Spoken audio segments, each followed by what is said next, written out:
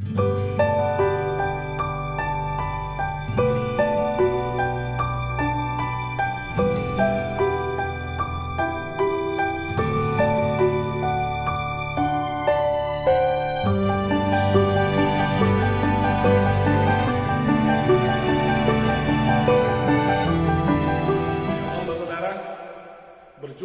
hari ini lagi dalam acara R4 Menit, Renungan 4 Menit, edisi Senin 10 Agustus 2020. Pada edisi Senin 10 Agustus 2020 hari ini, kita akan berbicara tentang sebuah tema yang sangat luar biasa, saudara. Temanya adalah Roh Kudus memulihkan dan mempersatukan. Tema ini menjadi tema yang sangat luar biasa. Mengapa? Pertanyaannya demikian. Mengapa harus ada pemulihan lebih dahulu, baru ada persatuan? Mengapa pemulihan menjadi penting dalam sebuah organisasi, komunitas pelayanan? Mengapa persatuan akan menjadi rapuh, bahkan terpecah belah ketika tidak ada pemulihan?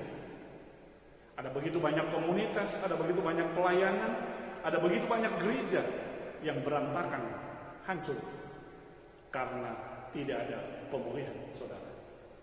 Pertanyaannya, Anda bayangkan, saudara, bayangkan ada begitu banyak perpecahan terjadi dalam komunitas pelayanan, komunitas gereja, organisasi sekuler.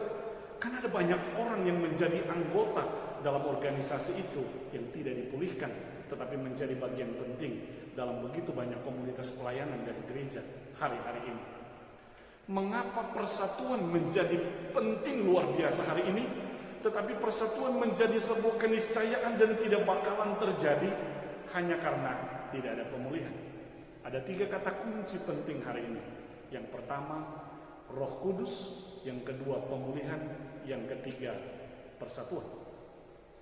Bayangkan, saudara, ketika 2000 tahun lalu Yesus bersama dengan murid-muridnya hidup 3,5 tahun dengan mereka. Ia hidup pagi siang malam bersama dengan mereka.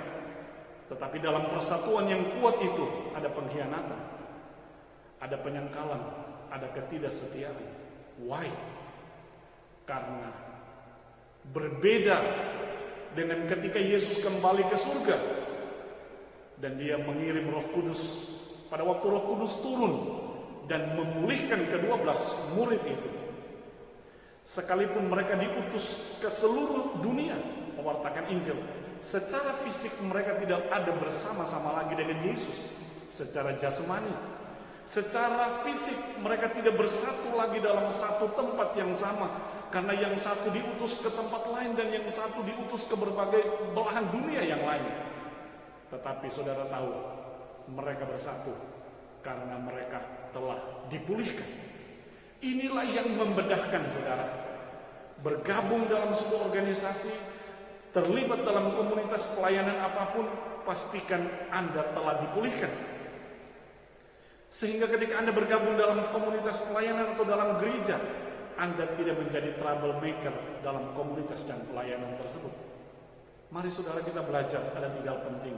Roh Kudus itu penting. Yang pertama, pastikan Anda belajar, pahami, dan kenali siapa itu Roh Kudus, salah satu pribadi daripada Tritunggal Maha Kudus. Pelajari Roh Kudus, tahu benar peran dan fungsinya, agar hidup kita benar-benar paham dan mengenali siapa itu Roh Kudus dalam hidup kita. Paham dan mengenal saja tidak cukup, saudara. Ada begitu banyak orang yang sudah terlibat bahkan mengerti tentang Roh Kudus, tapi tidak membiarkan dirinya dipulihkan oleh Roh Kudus. Kalau yang pertama, kenali Roh Kudus, pahami Roh Kudus, maka yang kedua, membiarkan diri kita dipulihkan oleh Roh Kudus.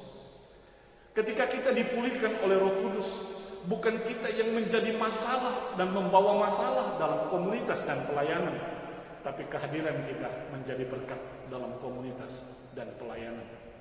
Saudara, yang terakhir, kalau kita telah mengerti dan mengenal itu Roh Kudus, kalau kita telah membiarkan diri kita dipulihkan oleh Roh Kudus, maka yang terakhir, yang ketiga, persatuan akan menjadi kuat.